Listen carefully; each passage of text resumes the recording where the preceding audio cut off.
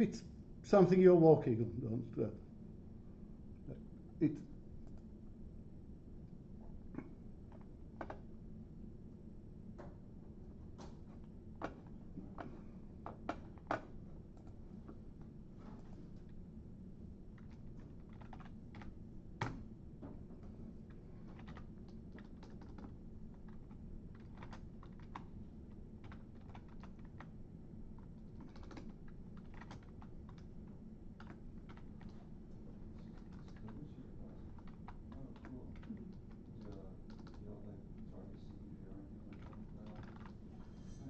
Yeah, I mean, I've really just worked with him since August. Did y'all submit to ECCV? Anybody else did? I don't know if anybody else did. You probably want to ask Paula. It's probably closest to doing that.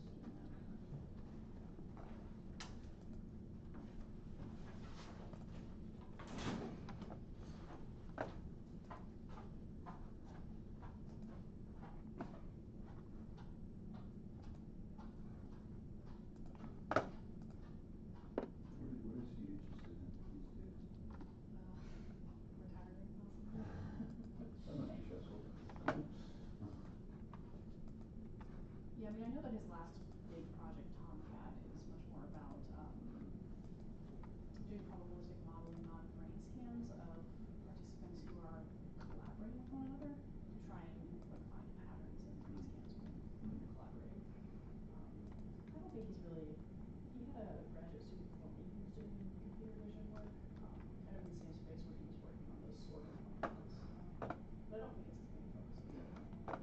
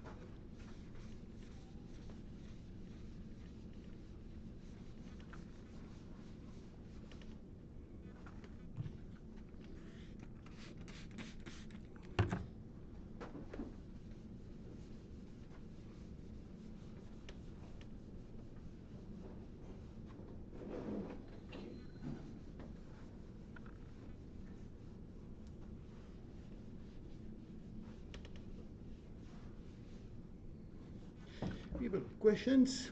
Anything? you want your midterms, it's in my office if you want to talk about them later. We don't talk that much about term representation, more about correction and high dynamic range today. And I'll probably cut so many corners and have so many inaccuracy to get all of you ticked. But, let's start.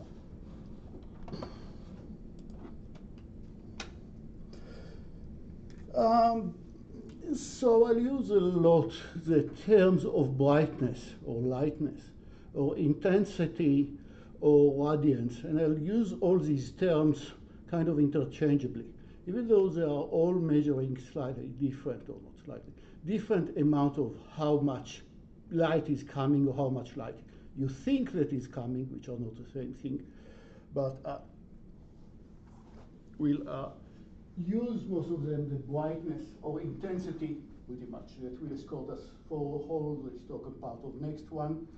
And you can approximate it by the R plus G plus B of each pixel. Independently, that would be what we'll think about the intensity right now. And we will talk about how do we perceive this intensity and how to correct it and so on. But let's first define the problem of dynamic range.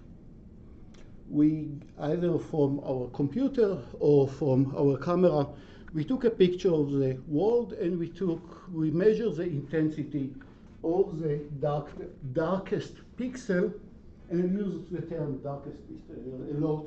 Darkest pixel that is not zero. It has at least some amount of light. Pick the darkest pixel versus the lightest pixel, and if it's all in office and all the light is internal light, like so, the ratio would be constant, roughly 1 to 1.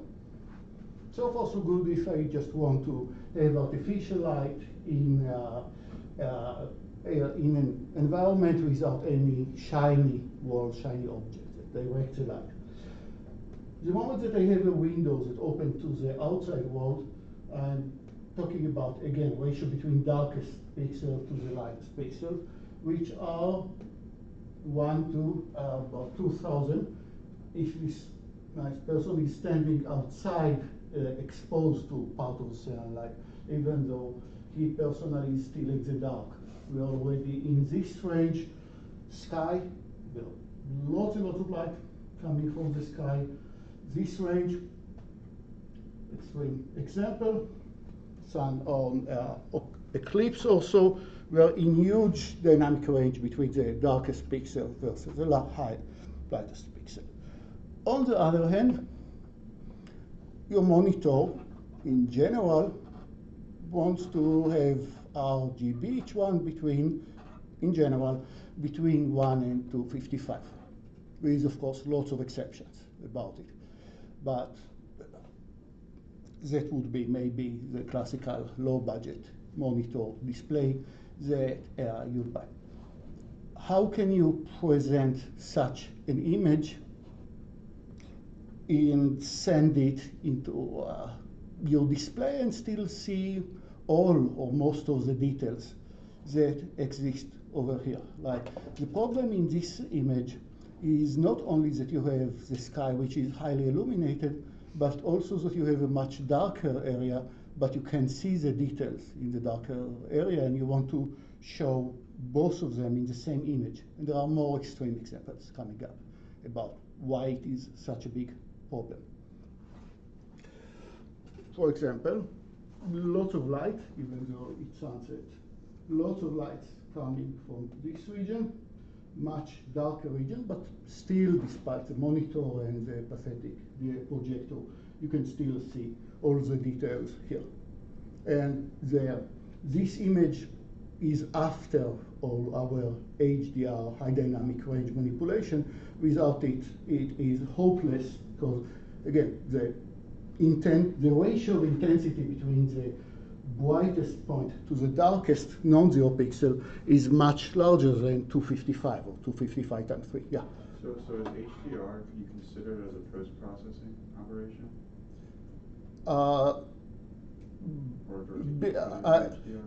I'll assume that my camera, in this case, is high sensitive, or my eye is very sensitive camera.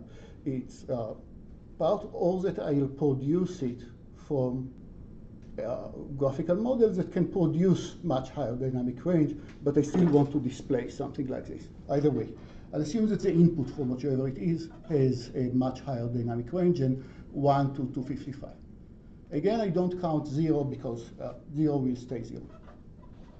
Like this picture screams for high dynamic range because it's very illuminated in this part, and this image without the HDR manipulation and without any correction looks extremely dark on the inside. And you'll see this image later.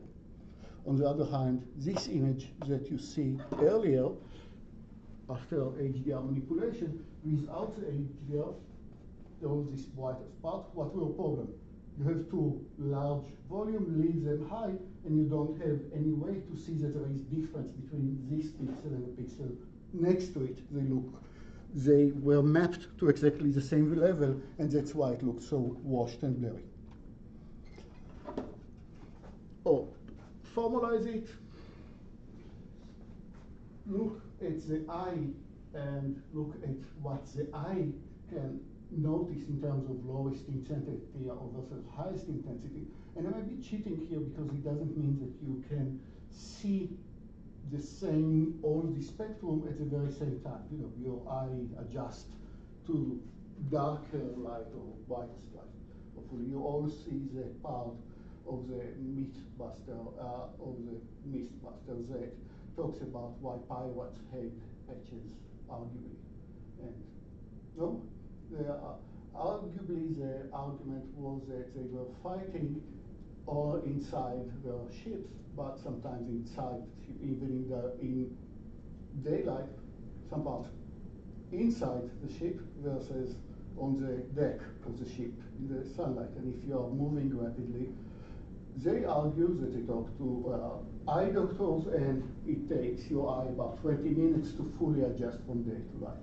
So of course, if you patch your eye, you lose the 3D, but arguably it's not nearly as destructive comparing to going from dark to light and be completely illuminated. So that's a world. You can see everything which has a range of darkest to furthest of about 10 to the 7. Your computer gets from 1 to 3 times 255. Call it 100. Well, how do I map intensities of the original world to intensities that I can display? And of course I need to cheat here, but there is many ways to tweak our vision system in a way that will think that it's realistic even though it's not. There is no way that will reflect correctly the intensities of the world. Still you'll see all the details that we want to see, and you'll argue that it looks real. But on the way to get this higher dynamic range, we have multiple issues, some more serious than others. What would be the format of the files that we will use if we want to have input that is not between 0 and 255 for RGB? I'll mention very, very briefly one of the other color schemes that will say you can move from RGB to HSV, and then somehow the V tells you what the intensity, while the H and S tells you what's the color, and then you can have 2 orthogonal channels or 3 orthogonal channels where you can change intensity without changing the color. Because if I take the original RGB values and multiply by a constant uniformly among the whole image, not only that the intensity will change, but the colors will change dramatically. There is HSV is one of the ways that will be more, we can tune up intensity separately than tuning the color itself. In Homework 6, you don't have to use it, but you could. And there is plenty and plenty of other color schemes, but all squeeze out the HSV, or the V stands for the volume, or L for luminosity. Roughly called it R plus G plus V divided by 3. Small problem. Then we'll move into local corrections. Each pixel will decide by itself. I know what was the intensity. Again, I'll put the color aside. I know what was the intensity of the pixel before that, and I need to map it into intensity of the very same pixel after that. And I will not apply the same operation to each and every pixel. At least I will not just add a value to each and every pixel, at least not directly, but whatever I'll do per pixel, I will not treat two pixels differently just because they are in different part of the image. It will be decisions that or algorithm that is applied on each pixel individually, or you can run it all in processes. And then, much more interesting questions we'll see, just introduce today smoothing and convolution, and then we'll start to use algorithms that actually cares at which area of the image these pixels come and handle different pixels differently. So that's where we are going to be. So the very first problem, how do I store an image with high dynamic range?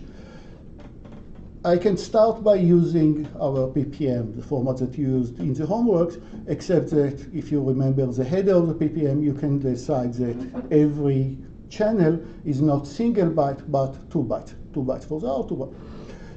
That would be one extreme. So now you have for every pixel 2 to the 16 many levels instead of 2 to the 8.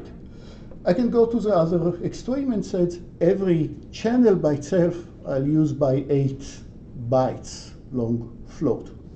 It would be a bit overkilling. I could just a bit overkilling. RGB E for exponent is a common format, and it will say, just to remind you, when I usually write a floating point arithmetic, I'll write, for example, 35 as 3.5 times 10 to the 1 in this case, and what I store are these two parts, the exponent and the base. Here is a floating point representative of each pixel, except that it will say if the pixel is dark somehow, then all RGB colors are dark, and if the pixel has high illumination, I can get away with high illumination. So what does it mean? Instead of having a different exponent for each one of the channels, the R, the G, and the B, I'll have only one exponent, which is this part. So every RGB every pixel is represented as 4 numbers. Each one is 2 bytes. So altogether, it fits 32 bytes. Well, let's understand the last one. The last one, 149, you should understand as the other numbers are multiplied by 2 to the exponent of 149 by 149, because that's what I wrote here, minus 128. Why do we 128? Because I want to have to represent both 3.5 and 0.003. 35, which would be 3.5 times 10 to the minus 3, I believe. So I want to, so we subtract the 128, just so this number, if it's between 0 and 128, then you will understand the exponent is negative, otherwise it's positive. And it's 2 times. And then there are the G and the B. the three of them are multiplied by this number. Okay, common in the industry, movies, arguably, and so on. One of the common formats. Now, forward into possibly homework 6. I'm not closed about what exactly is homework 6, but if I'll follow homework 6 here as something similar to what was homework 2 in the previous courses, you will have to do various HDR operation on image that originally has high dynamic range, and the basic approach would be, let's not mess too much with the color. Let's not move all the way to other color scheme. What we'll do is to take the old RGB value. It's a vector. It has 3 numbers. And per pixel, per this very specific pixel, I know what was the original intensity of the pixel, which is just what I wrote here. I will calculate for this pixel individually, each pixel by itself. Other pixels might have a different target intensity, I prime. Look at this ratio. The new RGB is the old RGB per this pixel multiplied by this ratio. It's normalized, but it's normalized just per this very pixel. Okay, so now smarter ways to calculate intensity will say, hey, you are much more sensitive to green than to blue. Why? Because we live mostly in the forest or whatever. At least one of the explanations. We have much higher level of intensity, so the formula will not just sum them up, but will give different weights to each one of them. Homework 6, it is fun. You can get very nice results without it. So basically all the algorithms that we'll discuss today will say, I'll look at the original RGB per each pixel, I'll compute the intensity of this pixel, I'll then map this intensity I per this pixel to a new intensity I prime, and the new RGB that I'll get will be the old RGB, the vector of the 3 parameters, multiplied by this constant per this pixel. Other pixels will have a different constant here, obviously. Okay, and once again, I will not really distinguish between intensity versus lightness versus brightness versus radiance that I didn't write down.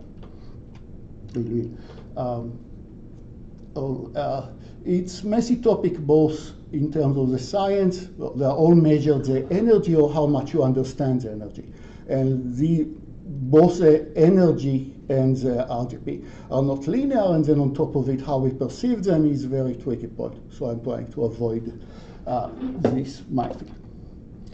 Okay, so we're scaling a point by want to highlight the contrast, the brightness of the image. You can map it to exposure, like if I'll open the shutter of my camera for twice the time, then on every sensor of my camera, there will be twice the number of photons that follow each pixel. And my issues were, of course, that per pixels, I might overexpose. The sensors can only go between 0 and 255. Overexposure in photography would be, I have pixels that got too much light, which is per this pixel maybe not an issue, but if the pixel just next to it got less light, but or they are both overexposed, then they'll appear as having the same value, and I don't see any details that are overexposed. And the same goes for underexposed. 2 pixels that have different value, but both too shaded, I will not be able to say the difference between them. That will be the value. Okay, and our first attempt to handle these intensities would be just linear in correction. I have the big interval of 10 to the 7 that I need to map into a much smaller interval.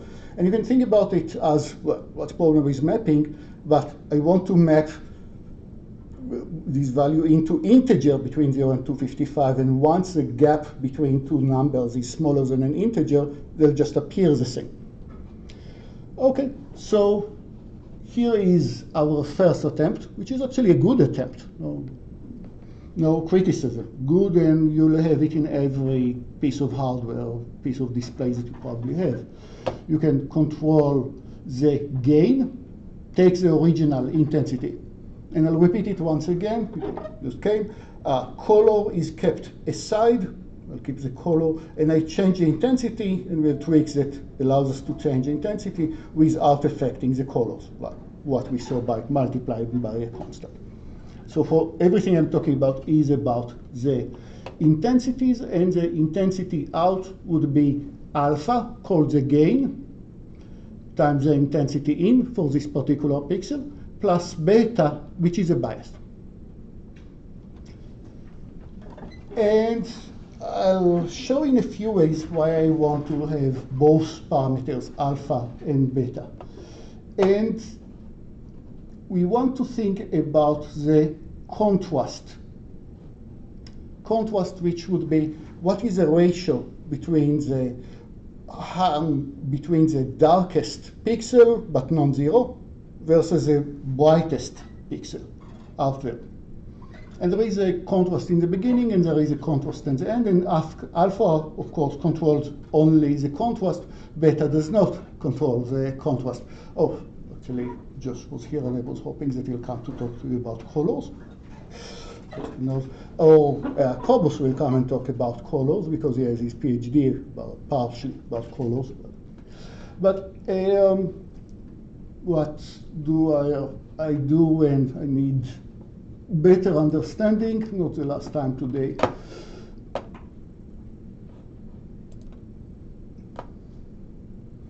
And I'll use this app also because it's introduction to our new to the new apps that will be more complicated, different mapping. Here is one bright pixel, bright input pixel, much darker input pixels, say one next to each other. And I can start with bias. Bias, this constant that I'm adding or subtracting, which will be 0. And I'll use gain of 1, alpha, what I multiply everything. So my linear function, that is linear mapping, has degree of 45, which means I don't do anything to each pixel, except that here are my issues. My monitor can represent only the value 0, completely dark, 1 or 2, 3, 4. I need to pick one of these 4 values per each pixel, and they better look different. And the largest the contrast would be gap between highest to lowest non-zero pixels, the more dramatic, the more details I'll be able to maintain in the image. So I can, of course, right now the values that I'm getting are way too strong for my monitor. Right now they will look both the same and just value of 4, both washed, overexposed. So I need to lower this constant value alpha. Remember, my function was C out equal alpha C in plus beta. Okay, so I can decrease the gain. I want both pixels. Here is where the intensity of these pixels goes to. Here is where the intensity of these pixels goes to. And I want to start with, I need both of them to be in the level that my camera allowed, and except that I was controlling restart. So I can change the gain between them, the alpha. Now, notice that I let them only be integers because your monitors can only represent integers. Maybe you have pixels that are subtracted to subpixels, like some Samsung's TVs that I know of. Then it's still integers, just more integers, but you still running between integers. So now I have both pixels, A and B, mapped into something that my camera can represent in a dynamic range. Everything is cool except that what the contrast. They look quite sort of the same color with just gaps that is only one between these two intensity levels. If I'll play with both, I want to increase, I can get away with much larger gain. How do I get the optimal gain? That's actually an easy calculation. I look at the darkest, at the brightest image versus the darkest image in the input, and I want to multiply by constant, so there'll be just the number of levels that I have in my monitor. So finding alpha is quite easy. That's the largest alpha that you can get. That's where you'll get the maximal gain. Maybe it's here. And then if I'll just add the right additional constant, I'll have this guy mapped to 4, this guy mapped to 1. That's as good as I can hope for. Make sense? Already highlight all the problems that we'll run into. So we need both these parameters because we want to maximize alpha, but also to have both the darkest and the lightest to be mapped into non-zero pixels.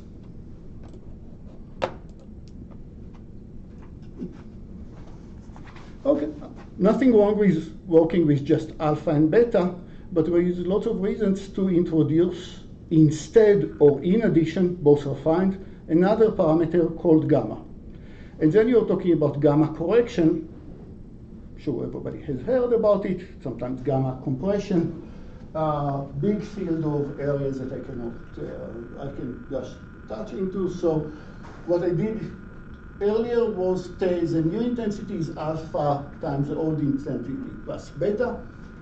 Now the new intensity is the same with alpha and beta to the power of yet another constant that the user can control called gamma. And that's will called sometimes gamma correction. And there are lots and lots of reasons to like the gamma correction, to like it more even than the other parameters. And what's what are the reasons to talk about gamma correction? We can justify it in a few ways, even as a standalone without the alpha and beta part. And one part is that we are, our vision, in that all our sensors are not reacting linearly to the intensity. If this pixel is completely dark but not black, and this pixel is white, and I want this one to look like it's 50% gray, I should not give it half the energy that I give to the one that appears completely white. In general, if I want to move from something that was completely dark to something that was 0.1 dark, something that is 0.2 dark, and so on, to get increment of 10%, I should not change even though what I want your feeling to be about this color to change linearly, the gap from here to here should be the gap from here to here, the gap from here to here. The energy should not change linearly. It should actually, I should ask, what is a constant that takes me from very gray into partial gray? Takes this constant, multiplies this constant again and you get it by 50% white. That is, I need to multiply the intensity to give the feeling of adding some part. The same goes if I want to change by 10% in the feeling, multiply by some constant. That is, we are working, our sense is working in the log domain.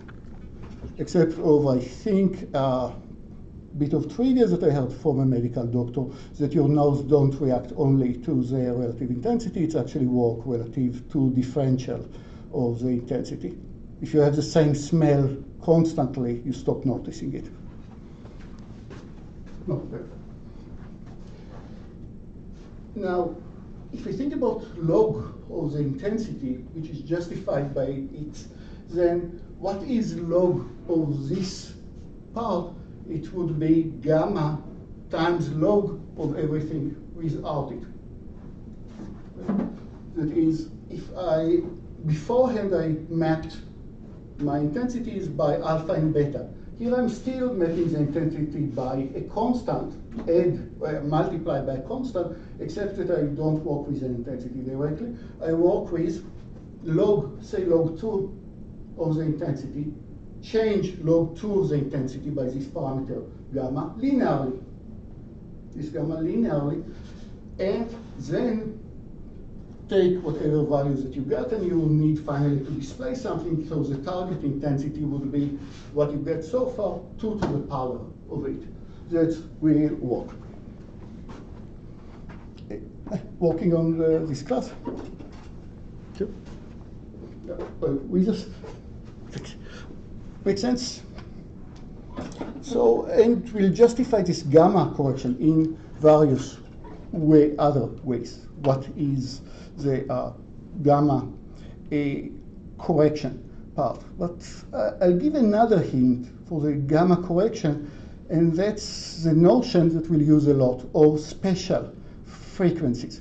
How many pixels do we need to move until something dramatically happens? That's just the first image that I picked from the web. You can think about image of a building far away in the distance, and it has white windows and black walls or something. And at some point, if you're far away or visibility is bad enough, then it will look like a smeared one place or building, and you cannot see the details.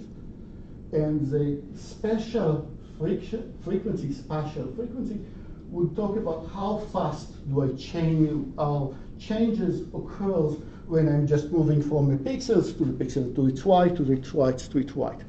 Right? So that's where this spatial frequency will connect to both gamma correction and something that we want to keep in mind. Why? Because look at this diagram that argue it's not very, on its first look, it doesn't reveal anything that you wouldn't guess. What happens here is that they created this image that consists of some areas that is white, areas that is black, white, black, white, black, white, black. So as I'm moving horizontally, the spatial frequency goes higher and higher. Make sense? Now, if I have maximum intensity of the image, then the likelihood that I'll be able to actually say that white, black, that are separate and it doesn't becomes merged with each other, is of course the best, the more light that you have. But now I start to decrease the intensity, and I decrease the intensity linearly. And obviously when I decrease the intensity, that's of course faked image, but it's a right one. Most people will say, hey, here we can already notice that these stripes, even though they are vertical, these stripes are separate from each other. It just looks like one gray bulb. Here I can still say because it has tons of light, but and of course when the spatial frequency is low, I don't need much light to notice difference between here and here. So far, I didn't justify the log argument right now. And most people will say roughly where we can control this curve is something like this. Now, why this log appeared? Because the light intensity changed linearly, but look at the special frequency. Special frequency, here I have only one stripe of black-white. Here I have 4 stripes, 8 stripes, 16 stripes in every unit length.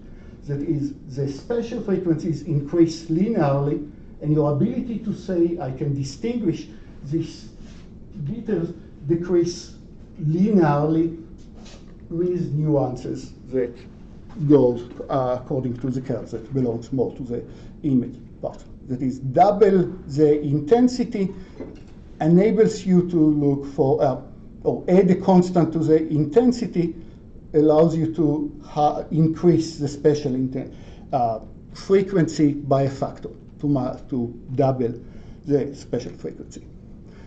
Just to show you why a glimpse of this minefield that I'm avoiding, why am I not showing the whole theory? Because everything depends on which color it is, depending on what did you look near it, what was on your left and right, and so on. So that's just to show that things are not simple. So here's our attempt to resolve this image. On the left you see this image with fancier HDR.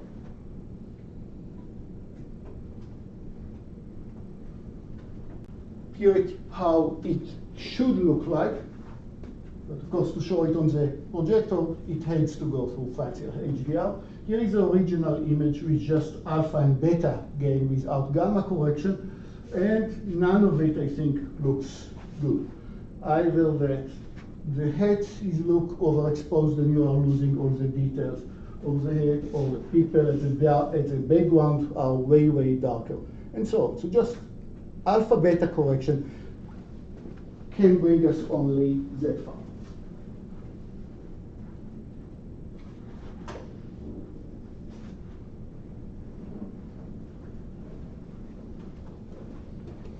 Alpha beta meaning gain and bias.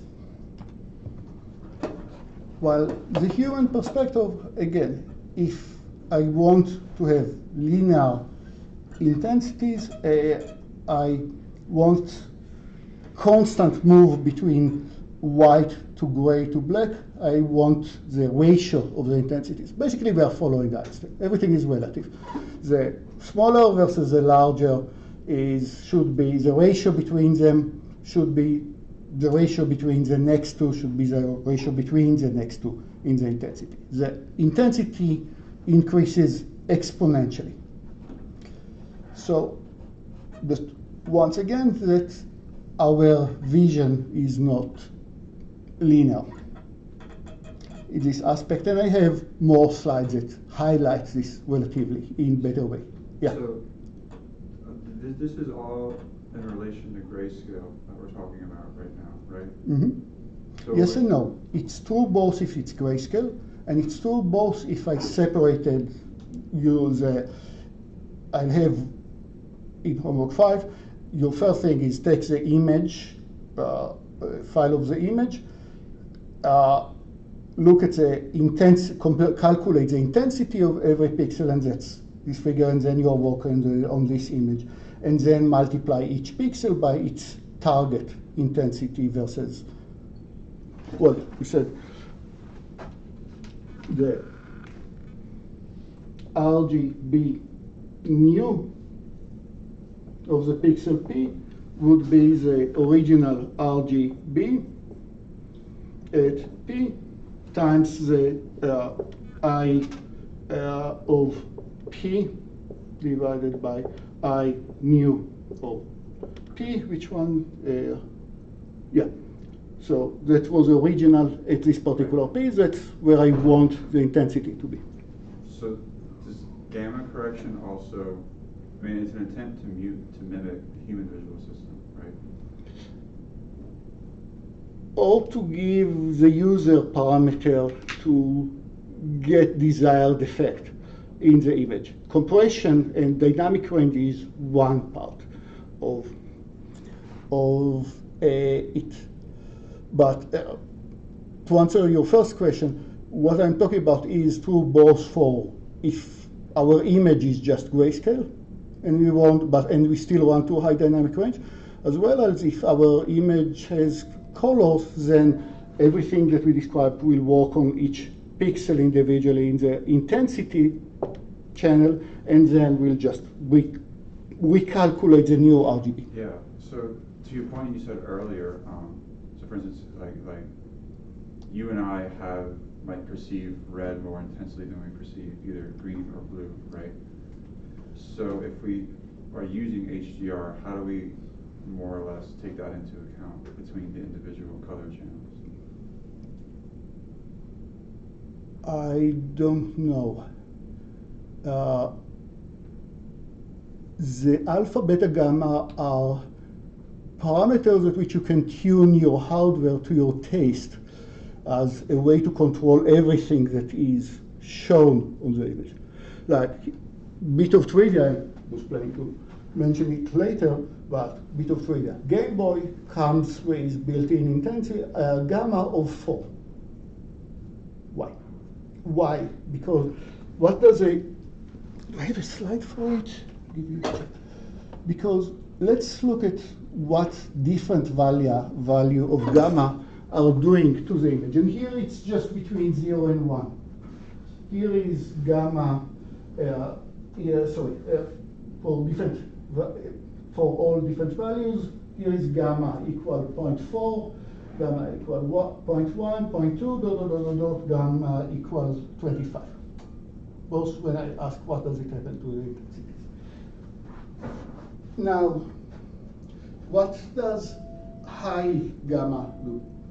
It will say that if I have values that are roughly darker, I'll even push them to be darker than they used to be. But values that are colorful will get much more separated, which will make my whole image looks not necessarily realistic, but very bright and alive and exciting, but not realistic. Good for, say, graphic design, for gaming machines. On the opposite, take gamma, which is smaller, and you're increasing the gaps between the low levels on the expense that higher level are working. So that's all hand wave, and I think that the best argument about why gamma correction is that it works. Tune on parameter that allows you to control this input image, do the compression, and somehow by setting the right image of gamma, pieces that are darker, pieces that are whiter. Special frequencies seems to work fine for the white value of gamma. Okay. And of course, you'll find a whole discussion about different machines coming with different values of gamma as a default because they want to direct it for different customers. More realistic versus more engaging, I guess. Okay, and normally Photoshop, GIMP, you'll have 3 sliders that allows you to control each parameter separately until the picture just looks nice for you. Make sense? So gamma is a non-linear parameter, and which means it increases the gap between lowest. I mean, that's a graph that you want to slow. That's a graph that you want to keep in mind. Different values of gammas. How does it treat? How does it work about low intensities, next to higher or smaller values, versus how does it treat higher values? Maybe compressed some, but increase the gaps of others by controlling gamma. Okay, and yeah, repeating the same slides, still with the problems of high dynamic range. I'm done talking about the local operations. Homework 2, what you'll do, homework 5, what you'll do to start with, where you'll work about the local operation, is do the local operation in the log domain, as we said. compute the log of each, compute the intensity, compute the log, change this intensity, and go in the reverse way to compute for every pixel its new RGB. That when our operations were all still in the level of each pixel individually, and it will also be in our next description of the global operations. Still, everything that I'm saying is in the log domain. Okay. Once again, how can I say that these two are different? Just to tell you that how tricky it is, because you know it's depending what other things you have in the area. You all know the series of graphic illusions of two things with the same color, but because of the environment, they look very different, and so on. I really like this example. The lights are on in this image. The lights are on. You're getting exactly the same intensity in this image and in this image. Why does it look off? Because even when they're on, they're still much dimmer than the environment around it. Another example. You are walking in the street, you are in the daylight, you are trying to peek into your neighbor's house, but you don't see anything because of the reflection of everything around it in the windows. The light in the neighbor's house is exactly the same light, the same intensity coming, but now the reflection is very strong and you cannot distinguish. Go over there by night, and without the noise that comes from the reflection of everything else, everything seems very clear through the windows. Even though what happened in this house didn't change at all, and the intensity that comes from the point didn't change at all, but the gap to the environment is now much larger. Makes sense? Once again, everything is relative. The same intensity, the value of the intensity by itself is meaningless. It's the value of the intensity versus the value of the intensities around it that gives you the feeling, which also by itself suggests a way to the solution.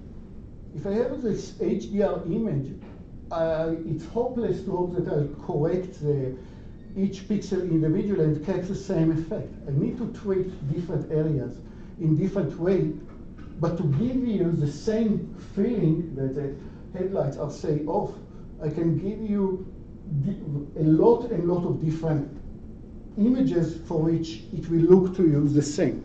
It's very easy to tweak the human system, to think, hey, just looks the same because in the environment, the neighborhood pixels looks just white. Actually display, so the tone mapping it will do, not necessarily linear, not necessarily gamma, on the way from the scene, answering your question, on the way to the display.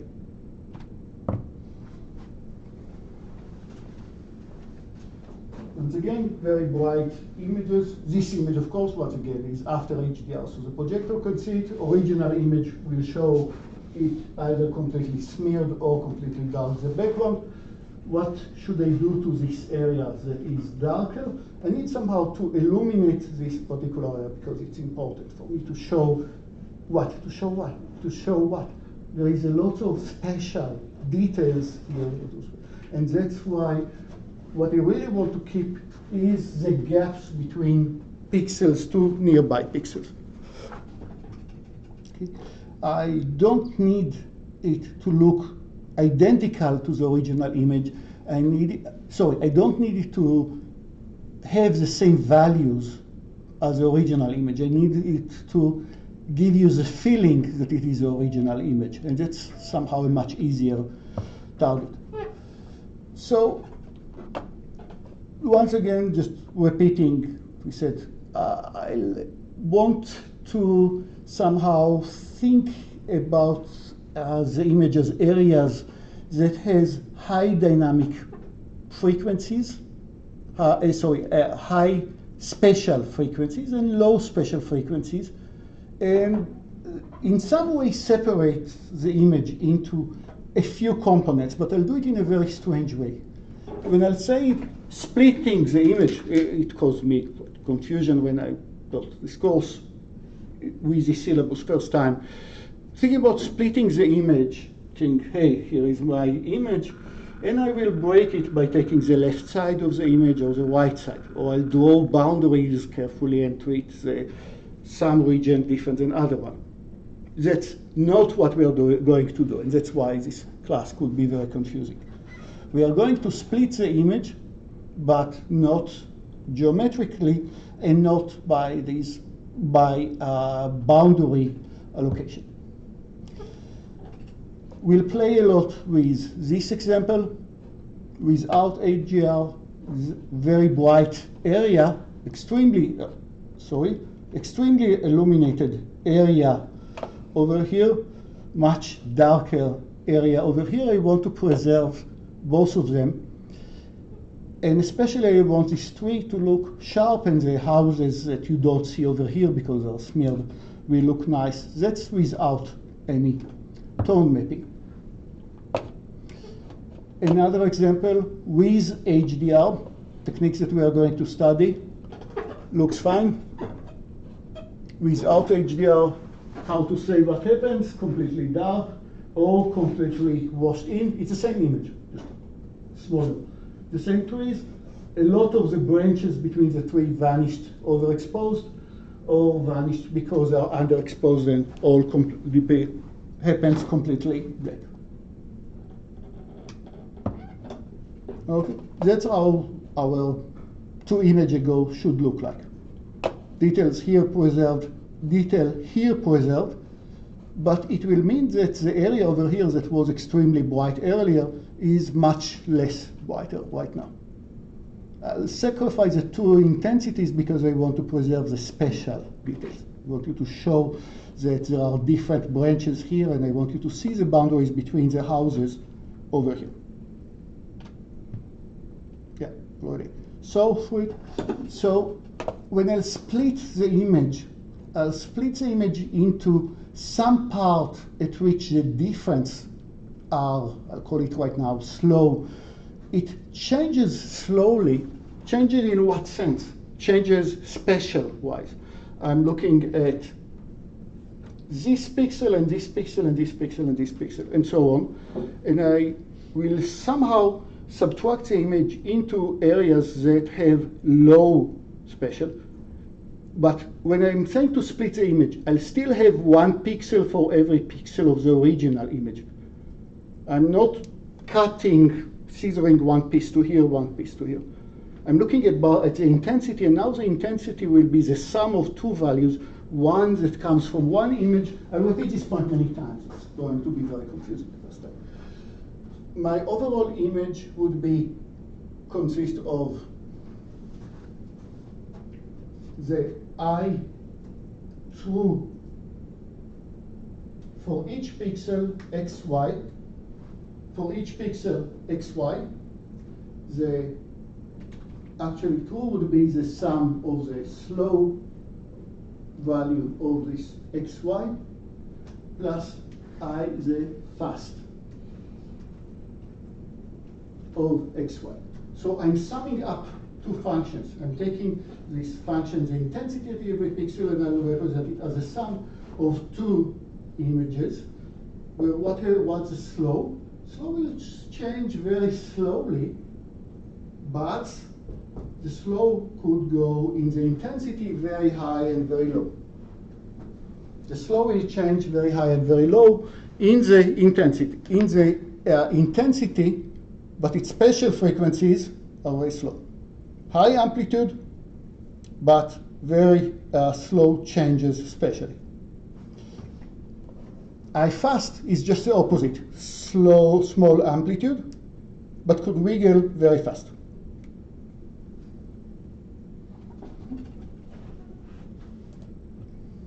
So is this found by just like taking the image derivative, basically? The opposite. Oh, really? By the convolution.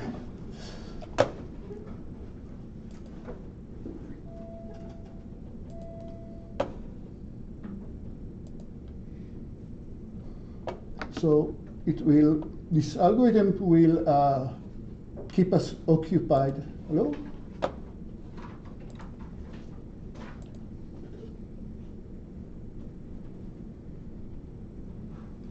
Okay, Okay, the fan is working, it's not reacting.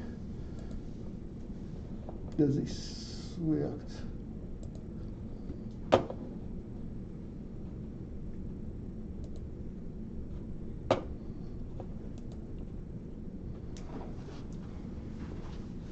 Here's my original image. I look at one row of pixels of the image. Pixel 1, 2, 3, 4, 5, and that's the intensity. This function that you see over here is the intensity from my very sensitive camera. So I have some points where the intensity is very dark. I have some points where the intensity is very high. But as you see, there are noticeable small gaps that happens very fast. So the spatial frequency is quite high. Between every point and every next point, you have some change. It's not a huge change, but there is some change that it would be nice to show. Let's keep in mind the example that is less abstract. Where are we going from? So in this, I looked at the original image of the sky.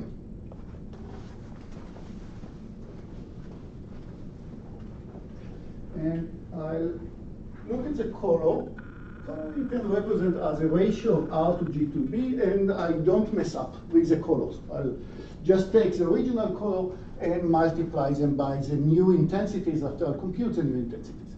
So here's just a color, here is the image of just the intensity. And now I want to create from this intensity two new images where this one, the slow, this one doesn't change fast in terms of the frequencies. I'm moving along it, seems pretty uniform, but these points are much, much brighter than the whole of this area. Remember, once again, there is no boundary detection that I'm doing here. I don't specifically highlight where do I move from one area to another. It's a beauty. It will just happen by the magic of convolution, I said the C word.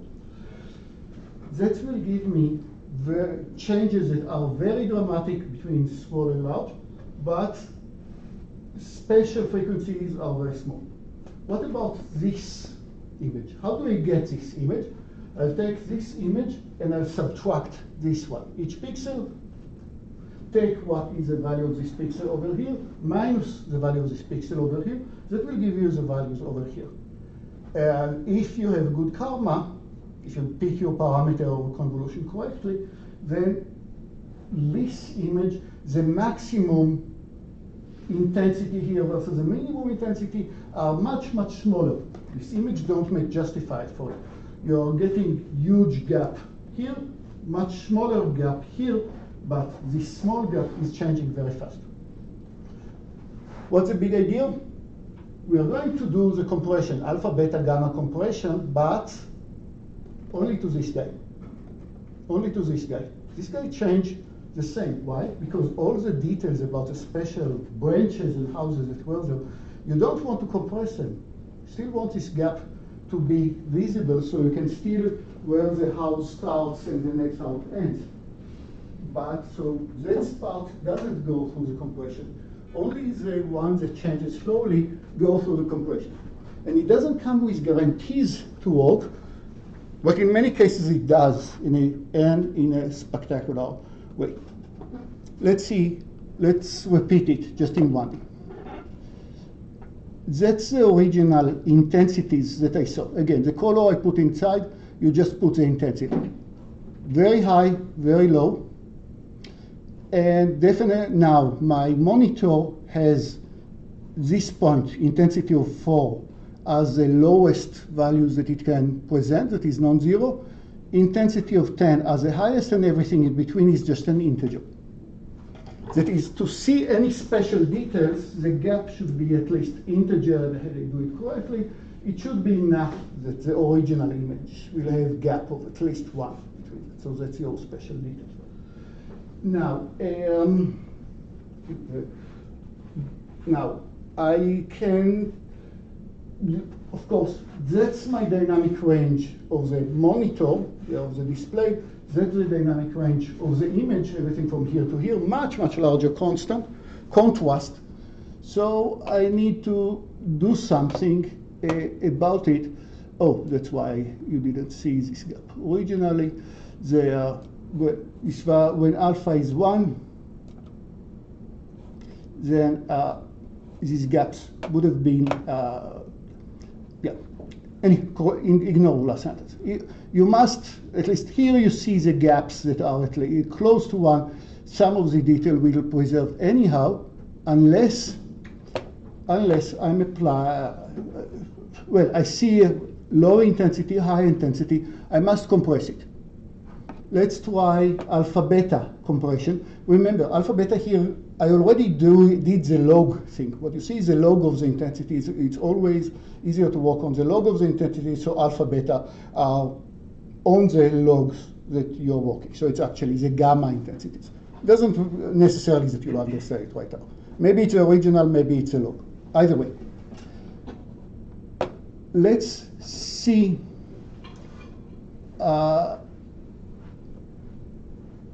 Let's try to apply alpha beta correction on this curve.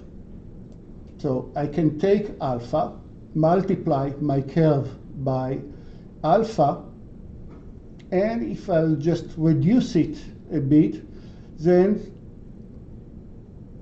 here, for this alpha, it's almost between the lowest point of my camera, the highest point, the lowest point of my display, the highest point. Right? That's a curve after alpha beta. And the curve is, again, I just connected the points. Pixels are here, just 1 pixels, 1 row of pixels, and for each one, the y is the intensity. Alpha correction, sure, now the lowest point versus the highest point, they do fit into my monitor. I can at least, it's not oversaturated, it's not oversaturated or undersaturated, but look at these gaps between the stairs, the small gaps that happen. They are also compressed. Compressed by alpha. Alpha here is 0.3, half the size, meaning that now when I take the integer value, floor ceiling of this value, because it has to be monitors, it has to be integers that my monitor can display. The actual image that you'll get is this staircase, and all these many special details that are here just appeared as one big block, all with the very same intensity. Make sense? So that looks very blurry. So that's why alpha beta direction will run into problems if it's used smoothly. What I'll do instead is let's compute a low pass filter, convolution. Low pass filter, in this case, let it very simple. I define a new function, s of x, the intensity of s, I'll just use s for smooth. What would be the intensity of s? I will take f of x, the original value of this x,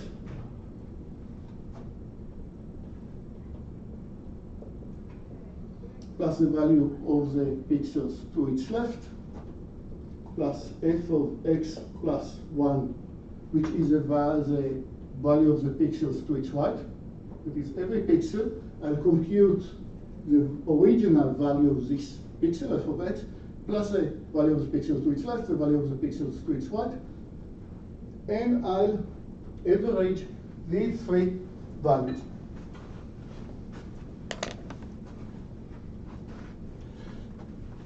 Which now, let's turn off the original image. That was the original image. That was the original image. And here is s of x, the small function. It's called low pass because if I have something that changes by a little amount but very locally because of this average, these changes are much less dramatic. I especially designed it so these changes that you see over here, when I average them, barely affect this function. So that's a low pass filter. If you have in your speakers, that's what you're sending to the woofer. But it can, and so far it looks quite similar to the original function. Didn't do much, just much less constraint. As an image by itself, it will be the same, just more blurry. When we'll go to convolution, a convolution neural network, I will still take the average of a pixel plus its nearby, but I'll give different weights to each one. Pixels that are a bit further away will get a bit less weight. We can play with a tent, we'll talk about it, different weight. We can play with Gaussian if you want. Just one way to specify weight of every pixel. We can play with box kernel, just to introduce the word, and box kernel is just said, me plus a few neighbors, each one gets the same weight. And, oh, by the way, the weights of the three of us is a convex combination, so altogether I don't change the intensity. The sum of the weight should be 1, so the overall intensity of the whole image didn't go down or go up each other. We'll see other convolutions that I definitely don't care about this intensity, about convex convolution, but if I do smoothing, that's what I'll do. Convolution with, here it's convolution with a box. We'll talk about convolution with other functions like tent or Gaussian. Not very crucial. Very important for us right now, everybody sees the difference between the original image versus the neural image. The neural image is nothing but the original image, just a bit more blurry. I just mixed with every pixel it's nearby. In a sense, I just did anti-aliasing to it. Here comes the cool part.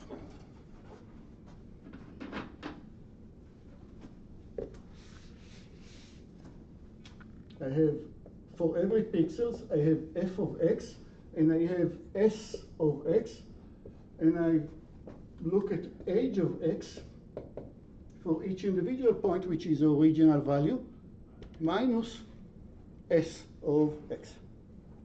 And age for high, because that's a high pass filter. On your speakers, that's what you send to the tweeter. Do you have low pass filters in your car? Yes, it's called suspension. Something that you don't want to feel any bump in the road. You want to, the car will move, but will react to a few bumps only if they added together, they summed together. Okay, let's look at age of x. Here's age of x, this new function. For every point, each pixel, I look at what was the original value minus s of x, minus the smoothed one. What's happening here? It changes very fast. What else happens here? Look at the amplitude. Well, it took me some time to design this app until the constant works right, but you hope that the maximum and minimum here are much smaller than the maximum and minimum, the contrast between them in the original image, because the low pass captures the slow but very dramatic changes. High pass changes very quick changes, but with much smaller amplitude. And now how this algorithm continues, we already said it. I'm going to do alpha beta compression that you see over here. That's alpha beta compression. But it's alpha beta compression, gamma compression, only of the smooth one. I can compress it until it fits the values of my monitor. I can squeeze it until it fits what I can feed into my camera. As you remember, that's the highest intensity, that's the lowest intensity. And now I can show you the compressed low pass filter, the S of X after the rescaling the compression, but it will look very boring. It will look like it's fine dynamic range, but what happened to all your special frequencies? All the houses who are next to each other, they all become one big blur.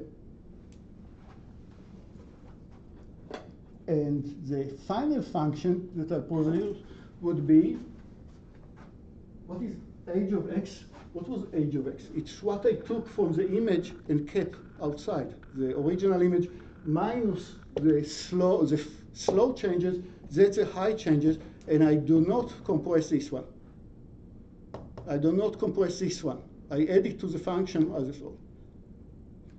And that would be what you get at the end. The gaps will still stay quite dramatic, even though they are fast, but the ratio of overall bottom to top will be much smaller than the original image, and that's HDR. And it works quite well, and that would be probably homework 6. There will be some issues that we'll have to start because it will tend to do things like add little gaps, add little blurs called hollow, just when I'm passing from one area to another. Things will look some strange. You see some halo, some very bright part, a natural, mystical part over here that we'll need to see how to fix.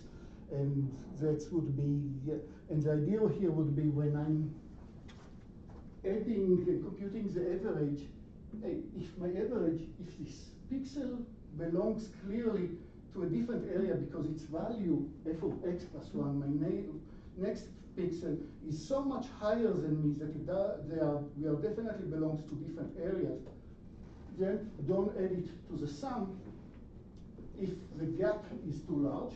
But that would mean if I just avoid adding it, and I still do this calculation, and I avoid adding this part, then the sum is not an average anymore. Then in this particular case, this should be half instead of third. I'll just add the part. So my smoothing will only take into account pixels that make sense for me to average between them. Make sense in what sense? That my intensity versus their intensities are within some threshold that I want. That would be the bilateral smoothing function. So next we'll see interpolate. We'll see convolution, Gaussian tens, etc. We'll see how we can define boundaries, highlight boundaries with convolution, very different tricks. And we'll see how to solve some artifacts that appear over here. And then later on, we'll talk about animations. Thank you.